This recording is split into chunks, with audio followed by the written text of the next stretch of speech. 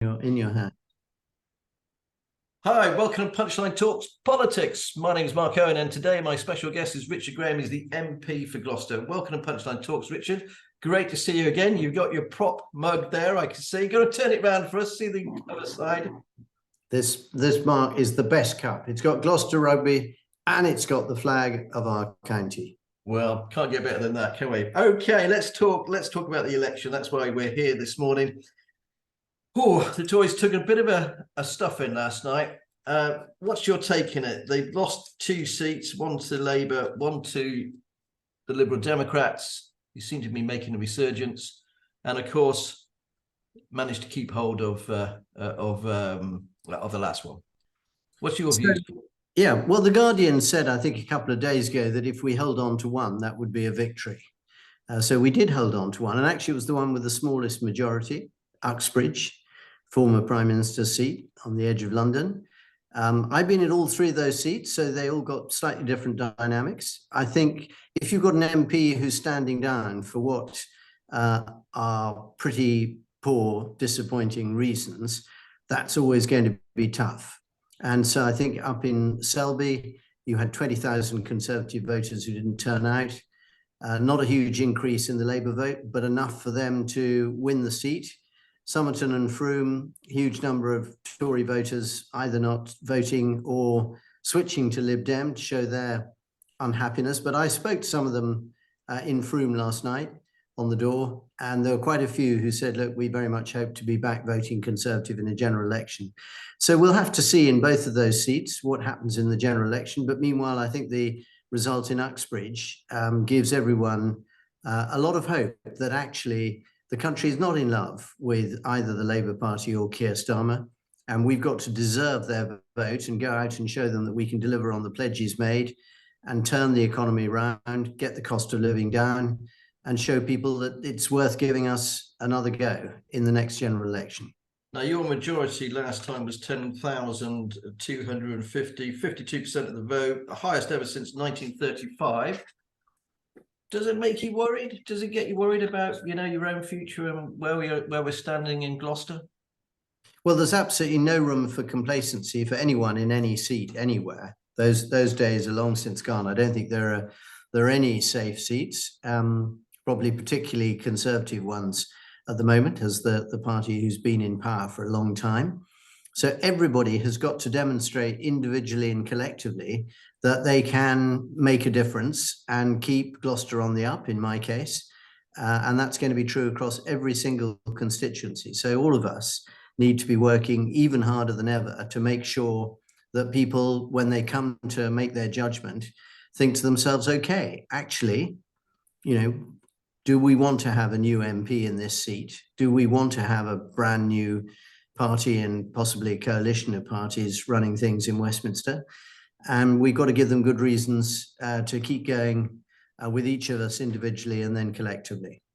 And so for someone like yourself, I mean, what can you actually do in the House of Commons to sort of, for fresher policies or where you feel it's going wrong? So there are all sorts of different things, Mark, in which MPs can have influence and help shape things.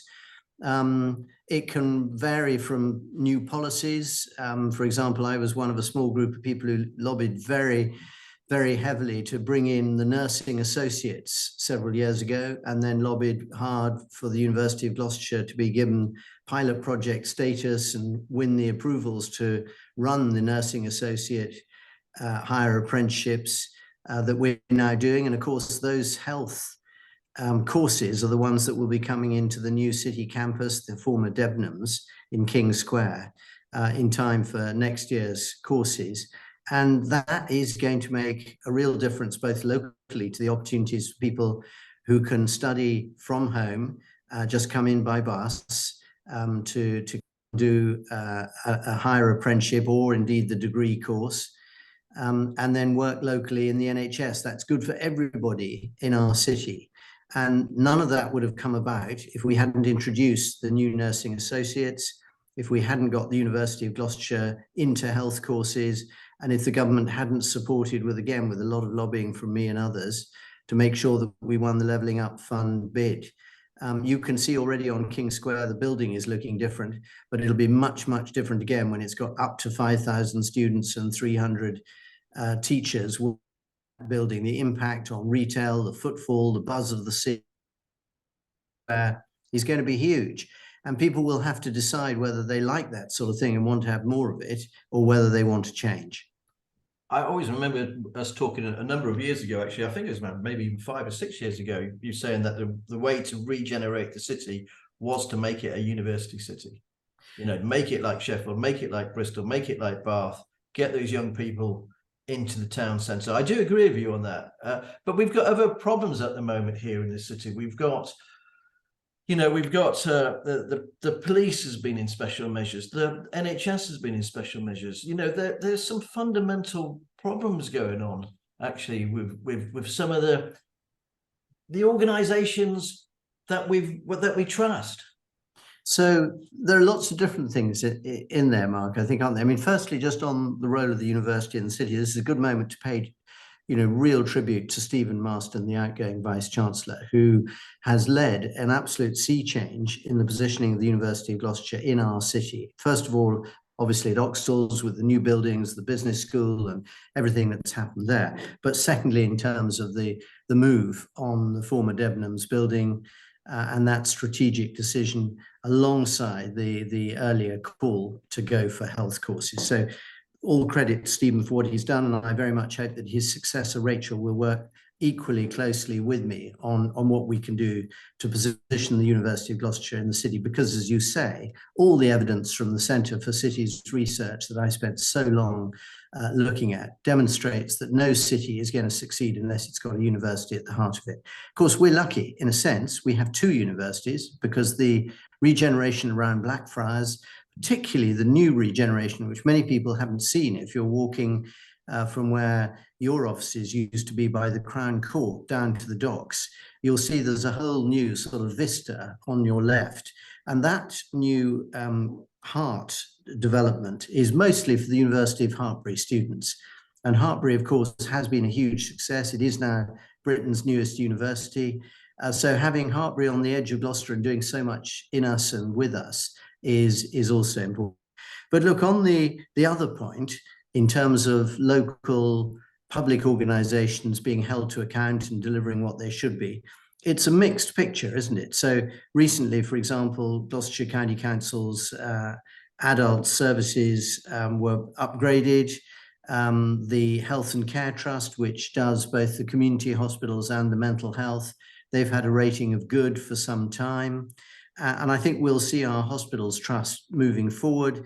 Their performance is already much better than it was 6 months ago. Ambulance Trust is now performing better. We know there's further to go in all the health services, and they know it themselves. But also, there were some extraordinary circumstances. And I do think that there's a balance to be had between criticizing things when they go wrong, as things will do from time to time. None of us are perfect. But also recognizing some of the difficulties that they've had to face coming out of the pandemic and so on. I think we're now beyond that stage. I heard hospital chiefs the other day saying, for the first time, actually I've ever heard this in 13 years, that they are cautiously optimistic about how the health services will be able to cope this winter. And if we can continue to drive down the backlogs, so we've cleared everybody with 2-year waits a long time ago in Gloucestershire. We'll be clearing those of 18 months very soon. We're almost there. If we can keep pushing down the backlogs and get ourselves into good shape for this winter, then I think people will see that actually the NH case is not the sort of hopeless basket case that some people want to paint it as. It's an organisation which is difficult, it's big, it's like a battleship, takes a lot to turn it round, but incremental improvements can be made. And I think that's where the Prime Minister's sort of analytical skills and what the ministers and the health department have been doing with the NHS, gradually focusing on the areas where we can improve. I think we will see some results from that. And I think in due course, if all goes well, hopefully people will recognise the turnaround. Now, the other thing I want to talk to you about is about GFirst LEP, because that's very much to the heart of the business community. And I know lots of people were dismayed when Home Secretary when the Chancellor stood up. Sorry, Chancellor stood up and very, very quickly in one line sort of brushed aside or finished the LEPs. What's your view on that, please? Because lots of business people are really disturbed that it may go. We've been waiting for a letter and confirmation that it's going to carry on. It looks like that letter hasn't arrived yet, and it's going to be kicked down the can again till September. So I think, look, Mark, I think what we got to assume is, two things. Firstly, business has got to play a vital role in how public funds are allocated, where it's all about economic growth, regeneration, investment, jobs, and so on. It would be totally wrong to exclude the private sector. And that's why, when we came into government in 2010, we made all those changes to basically dissolve the regional assemblies and the regional groups that John Prescott had created, which were really giving us no benefit at all in Gloucester. Like Swerder. Yeah, all that stuff, all those acronyms. And instead of that, we brought in the local enterprise partnerships, as you say, the so-called LEPs or LEPs. And I think that has worked for us. I think it's worked pretty well. It hasn't worked so well in some parts of the country. And there is a case that could be made, and no doubt the Treasury will have done it, that it's quite an expensive way of distributing funds. You've got quite an infrastructure and numbers of jobs built up in these LEPs. And as a sort of go-between, you could argue that's quite an expensive way of doing it. So I think what we'll see is that the plan will be to dissolve the local enterprise partnerships, the LEPs, formally, but to make sure that, in our case, the Gloucestershire County Council has got a very strong business advisory group, which will almost certainly, in the first place, be a replica of the board of the LEP. So we'll have those same business voices still giving their input, still able to challenge, question, hold accountable, and everything else in which government is dispersed, and particularly how they're spent in Gloucestershire. And I hope that is a really strong voice part of local decision. Now, that does depend on the county council of the LEP, Ruth and all her team, making it work. And that's where MPs have got a very important role to play in supporting the voice of business and making sure that it's heard. Richard, that's all we've got time for this morning. Thanks ever so much for joining Punchline Talks. Politics, all the very best, and catch up with you soon. Cheers, bye. Thanks, Mark.